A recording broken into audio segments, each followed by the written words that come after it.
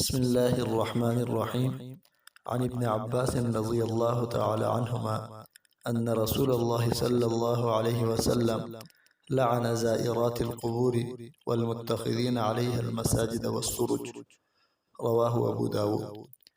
حضرت عبداللہ ابن عباس رضی اللہ تعالی عنہما سے روایت ہے کہ نبی کریم صلی اللہ علیہ وسلم نے قبروں کی زیارت کے لیے جانے والی عورتوں پر اور ان لوگوں پر لعنت فرمائی جو قبروں کو سجدگاہ بنائیں اور جو قبروں پر چراغ جلائیں۔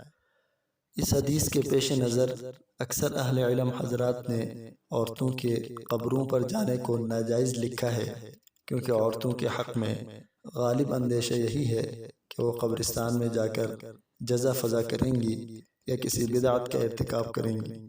البتہ اگر کوئی بوڑھی عورت عبرت کے لیے یا تذکرہ آخرت کے لیے قبرستان جائے تو اس شرط کے ساتھ اجازت ہے کہ وہ جزا فضا نہ کرے۔